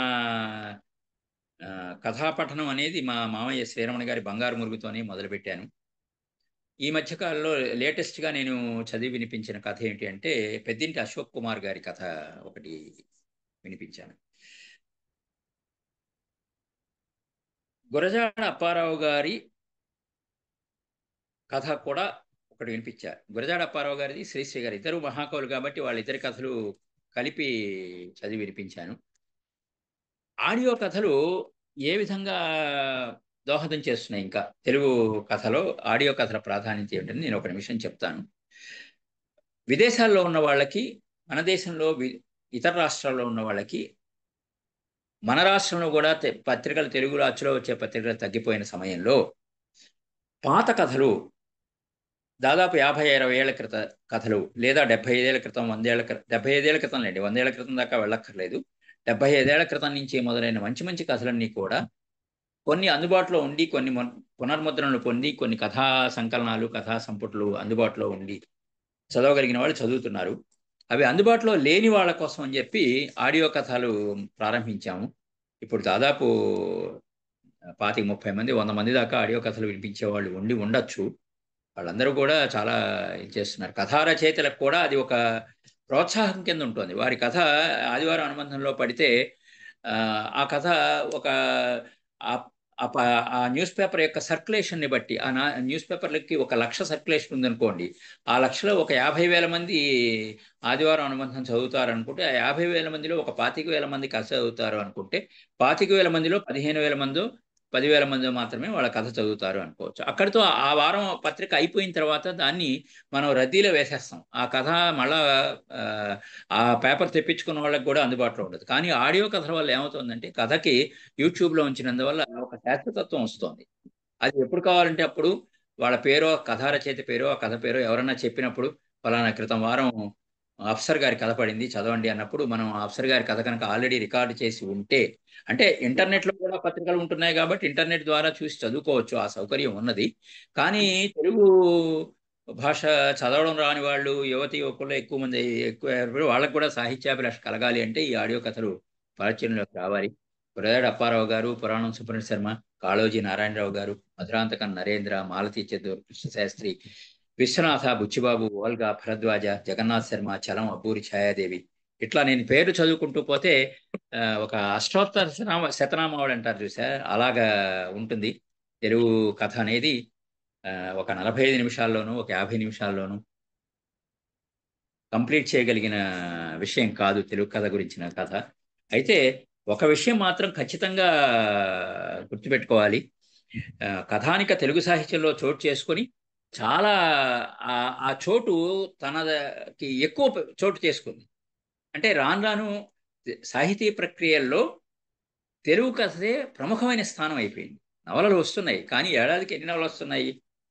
ఎంతమంది రచయితలు నవలలు రాస్తున్నారు? ఎన్ని నవలలు పబ్లిష్ అవుతున్నాయంటే, మరి ఇందాక తెలుగు కథలు చెప్పాను, 52 వారాలు 5 ఆదివారం అనుబంధాలు, 52 ఇంటూ 5 250 కథలు ఒక్కొక్క ఆదివారం అనుబంధం. అలాంటివి 4 అనుకుంటే 1000 కథలు 2000 కథలు వస్తున్నాయి. కానీ 1000-2000 నవలలు వస్తున్నాయా? రావటం లేదు కదా. అలాగా తెలుగు కథ అనేది చాలా ఇది సంతరించుకుంది. కుటుంబరావు గారు కానీ, పద్మరాజు గారు కానీ, చలం గారు, అలాగే శ్రీపాద సుబ్రహ్మణ్య శాస్త్రి గారు, ఇంకా ఎంతోమంది. కుటుంబరావు గారు రాసిన కథలైతే అసలు సమాజంలో ఉన్న విషయాల్ని ఆయనంత అద్భుతంగా చెప్పిన వ్యక్తి వేరొకరు ఉండరు, రావిశాస్త్రి గారు కానీ. కాబట్టి ఇంగ్లీష్లోంచి కథలు తెలుగులోకి వచ్చాయా, ఇంగ్లీష్ వాళ్ళ వల్ల తెలుగు కథ డెవలప్ అయిందా అన్న దానికి అసలు మనం ఆలోచన చేయక్కర్లేదు. అయితే అనువాద కథలు విషయానికి వస్తే చక్రపాణి గారు బెంగాలీ నుంచి కొన్ని కథలు, అలాగే తమిళం నుంచి కొన్ని కథలు తెలుగులోకి విపుల చతుర మాసపత్రికలు వచ్చేవి కదా, విశ్వకథ విపంచి అనేవాళ్ళు విపుల, అందులో అనువాద కథలు వచ్చేవి. దాంతోపాటు ఒక తెలుగు కథ కూడా ఉండేది. ఎంతో మంచి మంచి కథకులు చాలామంది ఉన్నారు. కేఎన్వై పతంజలి, గంధం యాజ్ఞవల్క్య శర్మ, సి రామచంద్రరావు గారు. అందరికన్నా నేను చిట్ట చివరికి చెప్తున్నా కూడా మహానుభావుడు కాళీపట్నం రామారావు గారు. తెలుగు కథకి గురు బ్రహ్మ, గురు విష్ణు, గురుదేవో మహేశ్వర, గురు సాక్షాత్ కాళీపట్నం రామారావు గారు. మిమ్మల్ని తలుచుకుని నేను కథానిలయం, శ్రీకాకుళంలో కథానిలయం స్థాపించి తెలుగులో వచ్చిన అనేక వేల లక్షల కథల్ని అక్కడ అచ్చు రూపంలోనూ, పుస్తక రూపంలోనూ, డిజిటల్ రూపంలోనూ భద్రపరుస్తూ తెలుగు కథకి ఇక ముందు కూడా ఎవరూ సేవ చేయలేరు అనిపించే విధంగా తన యావత్ సంపాదనని తెలుగు కథకే ఖర్చు పెట్టి ఎంతోమంది కథకులకి మార్గదర్శకులయ్యి తెలుగు కథ అంటే అసలు ఎలా ఉండాలి, కథకి ఉన్న స్వరూపాలేంటి, స్వభావాలేంటి, లక్షణాలేంటి, ఇట్లా ఉండాలి అని చెప్పి ఒక యజ్ఞము నిర్వహించిన కీర్తిశేషులు కాళీపట్నం రామారావు గారు. దరిదాపుగా 100 సంవత్సరాలకు 1-2 సంవత్సరాలు అటు ఇటుగా జీవించారు వారు. వారి తలుచుకోవడం, ఈ ప్రసంగంలో వారిని తలుచుకోవడం అనేది చాలా అత్యవసరమైన విషయము. అలాగే అభ్యుదయ రచయితల సంఘం వాళ్ళు తెలుగు కథకి చాలా గొప్ప సేవ చేస్తున్నారండి. ముఖ్యంగా అభ్యుదయ రచయితల సంఘం గుంటూరు జిల్లా శాఖ వారు ఈ తరం కోసం తెలుగు కథ అని చెప్పి చిన్న చిన్న కథా సంకలనాలు, ప్రముఖమైన కథా రచయితలవి, అంటే వాళ్ళ రిప్రజెంటేటివ్ స్టోరీస్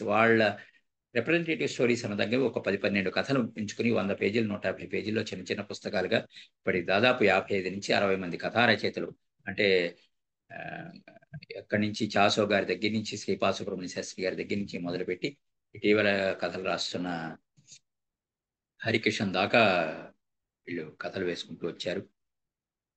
ఏదైనా తెలుగు రాష్ట్రాల్లో, ఉభయ తెలుగు రాష్ట్రాల్లో నలుమూలల నుంచి కూడా విస్తృతంగా కథలు రాస్తున్న కథా రచయితలు చాలామంది ఉన్నారు.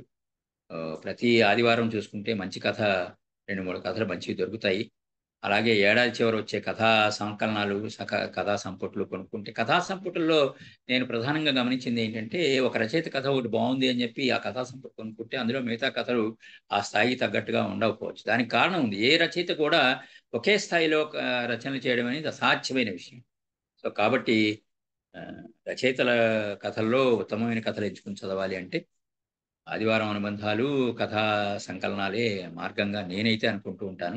ఇక్కడ ముఖ్యంగా నేను ఇంకొక ప్రధానంగా చెప్పవలసినది ఏంటంటే, విదేశాల్లో ఉన్న తెలుగు కథకులు, ముఖ్యంగా అమెరికాలో ఉన్న తెలుగు కథకులు, అమెరికాలో కూడా అత్యుత్తమైన కథా రచయితలు చాలామంది ఉన్నారు. చంద్ర కన్నగంటి, వర్తి సాయి బ్రహ్మానందం, ఇంకా వచ్చి పేరు చెప్తాను, ఈ మధ్య కాలంలో సాహిత్య అకాడమీ వాళ్ళు, కేంద్ర సాహిత్య అకాడమీ వాళ్ళు అర్ధ శతాబ్దిలో అమెరికా తెలుగు కథ అని ఒక కథా సంకలనం వేశారు.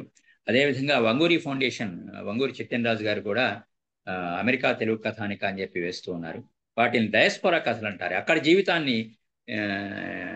జీవితంలో ఉన్న తెలుగు వాళ్ళు అక్కడ జీవితాన్ని, అక్కడి పరిస్థితుల్ని, అక్కడ వాతావరణాన్ని ప్రతిబింబిస్తూ కథలు రాసిన కథా రచయితలు. డయాస్పోరా కథ కూడా ఈ నేను చెప్పిన స్త్రీవాద, దళితవాద, సామ్యవాద, అభ్యుదయవాద, ముస్లిం మైనారిటీ వాద దీంట్లోకి వచ్చే పద్ధతిలో డయాస్పోరా కథ కూడా అభివృద్ధి చెందుతూ ఉన్నది. ఏదేమైనా తెలుగు కథ ఇక రకరకాలు ప్రాంతీయమైన కథలు అంటే అమరావతి కథల గురించి ప్రస్తావించకుండా ఈ ప్రసంగం అంటే నేను చెప్పాను కదా 45 నిమిషాల్లో తెలుగు కథ గురించి చెప్పాలంటే ఒక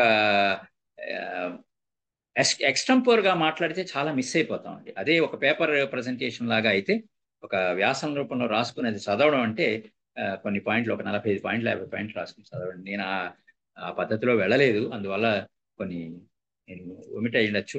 సత్యం శంకరమంచి గారి అమరావతి కథలు కానీ, జగన్నాథ శర్మ గారి అగ్రహారం కథలు,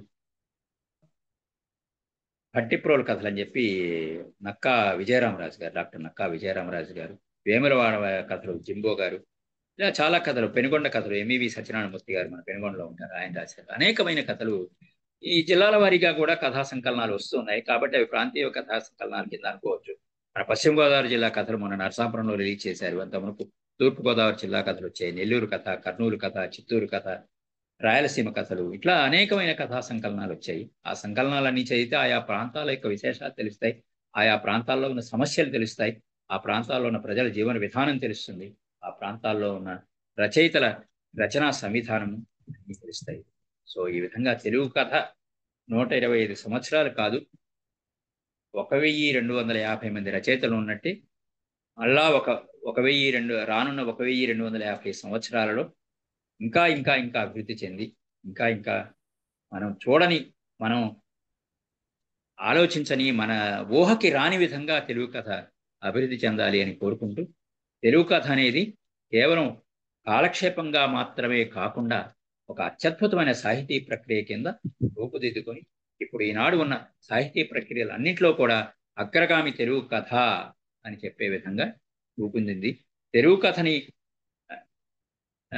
దాటి మిగతా వేరే సాహితీ ప్రక్రియలు వెళ్ళడానికి కవిత్వం వెళ్తే వెళ్ళింది, కానీ కవిత్వం యొక్క చిన్న ప్రొసైజ్ భావం ఉంటుంది కదా, చిన్న భావం, దానివల్ల సాంద్రం, భాషలో ఉన్న సాంద్రత వల్ల అది ఎక్కువ మందిని, యావరేజీ పాఠకుల్ని, యావరేజీ రచయితల్ని అది ఆకర్షించలేకపోవచ్చు. కానీ కథ మాత్రం, అది కథకుడైనా కవి అయినా అద్భుతమైన ఒక సాహితీ ప్రక్రియ తెలుగు కథ. అలాంటి తెలుగు కథ మీద మాట్లాడడానికి అవకాశం ఇచ్చిన ఆంధ్ర సారస్వత పరిషత్తు వారికి, మరీ ముఖ్యంగా ఈ 125 సంవత్సరాల్లో అద్భుతమైన కథలు వెలువరించిన కథా రచయితలకి, వెలువరించబోతున్న కథా రచయితలకి హృదయపూర్వకమైన నమస్కారాలు తెలియజేసుకుంటూ స్వస్తి. రాంబాబు గారు, మీరు చెప్పింది ఖచ్చితంగా వాస్తవమైనటువంటి విషయం. పెద్ద అంశాన్ని తీసుకుని ఒక 45 నిమిషాలు 50 నిమిషాల్లో నిడివి పెట్టడం ఖచ్చితంగా ఒక చిన్న పరిచయ కార్యక్రమంగా పెట్టాం. అది మీలాంటి వాళ్ళకి అసలు తప్పదు, అసలు ఆ సమయం అసలు సరిపోదు. మిమ్మల్ని కదిపితేనే నా పంచప్రాణాలు, నా ఆరో ప్రాణం తెలుగు అని సగర్వంగా చెప్పుకుని కథను ప్రేమిస్తూ, అలాగే మాధ్యమిక విద్య నుండి కళాశాల విద్య నుండి కూడా మంచి చదువుగా ఉండి కథ ప్రాణంగా ఉన్నటువంటి మీకు అసలు సరిపోదు. మా ఆంధ్ర సారస్వత పరిషత్ తరఫున ఈ కార్యక్రమానికి వచ్చి మాకు కథా సాహిత్యం మీద చక్కటి పరిచయాన్ని, మీ ద్వారా కొంత పరిచయాన్ని తీసుకున్నాం. మనం జనవరిలో జరగబోయే, అమరావతిలో జరగబోయే తెలుగు కథల మీద కూడా పెద్ద సెషన్ పెట్టాలి, నిర్వహించాలనుకుంటున్నాం. ఖచ్చితంగా అందులో మీతో ముందుగానే సంప్రదించి, గజ శ్రీనివాస్ గారు, దవేజీ గారు అందరూ సంప్రదించి తెలుగు కథకి ఎన్ని వేదికలు కావాలి, ఎన్ని గంటలు కావాలి, ఎవరెవరిని పిలవాలన్నది కూడా మీతో సంప్రదిస్తానని చెప్పారు సార్. కొత్తగూడెం రాజేష్ గారు,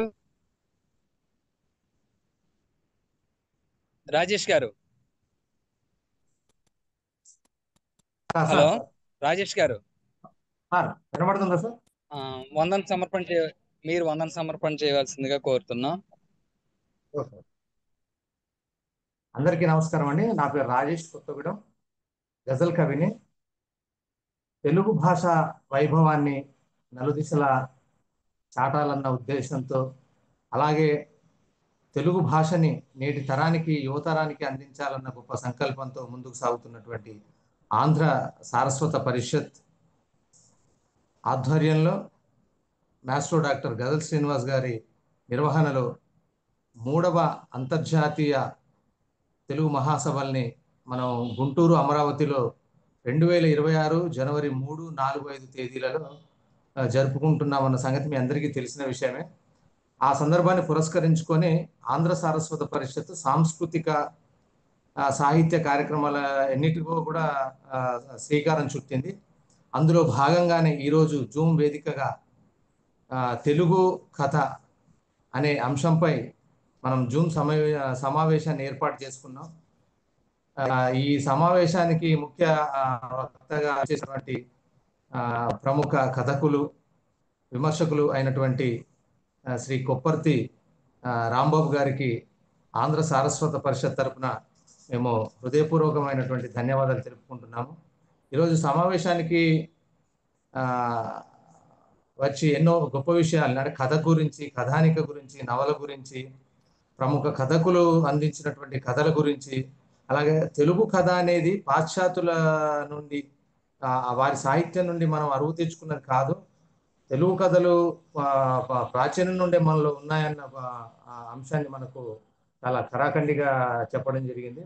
అలాగే ఆధునిక సాహిత్యంలో కథ అనేది ఎలా ఉంది, అలాగే కథ రాయడంలో కథకులు పాటించే నియమాల గురించి, వారి భావాల గురించి, అలాగే కథల్లో సాంఘిక పరమైనటువంటి వాతావరణం 99% వరకు సాంఘిక పరమైనటువంటి అంశాలను తీసుకునే కథలు రాస్తున్నారని, ప్రాంతీయ సమస్యలపై వివిధ మాండలికాల్లో కథలు వస్తున్నాయని, ఇలా కథలో ఎక్కువ సార్వజనీనత కలిగినటువంటి కథలు ఎక్కువగా కథ అంటే సాహిత్య అభిమానులకు అవసరం అనేసి ఎన్నో విషయాలను మనకు గొప్పగా వివరించినటువంటి ప్రముఖ కథకులు కొప్పర్తి రాంబాబు గారికి మరోసారి హృదయపూర్వకమైన ధన్యవాదాలు తెలియజేసుకుంటున్నాం. అలాగే ఈ సమావేశానికి సభాధ్యక్షులు అయినటువంటి గురువుగారు మాస్ట్రో డాక్టర్ గజల్ శ్రీనివాస్ గారికి కూడా ఆంధ్ర సారస్వత పరిషత్ ధన్యవాదాలు తెలియజేసుకుంటుంది.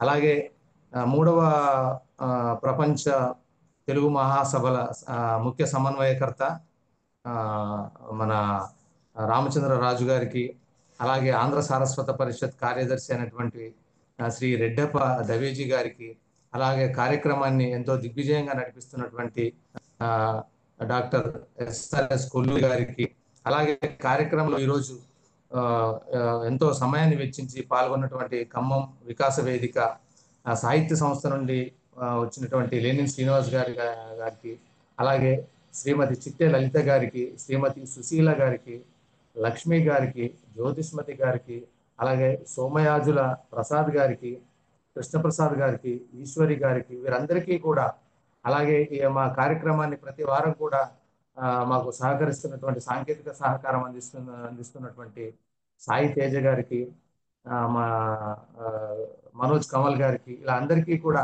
ఆంధ్ర సారస్వత పరిషత్ తరఫున ధన్యవాదాలు తెలియజేసుకుంటున్నాము. అలాగే మరో వారం కూడా ఒక మంచి అంశంపై జూమ్ వేదికగా మా సమావేశాన్ని ఏర్పాటు చేసుకుంటున్నాము. దీనికి సంబంధించినటువంటి అన్ని వివరాలు కూడా మీ అందరికీ తెలియజేయడం జరుగుతుందండి. ఆ సమావేశాన్ని కూడా మీ అందరూ కూడా పాల్గొని ఆ కార్యక్రమాన్ని విజయవంతం చేయాలని కోరుకుంటూ, మీ అందరికీ కూడా మరోసారి ధన్యవాదాలు తెలియజేసుకుంటూ, అందరికీ శుభరాత్రి, నమస్కారం అండి.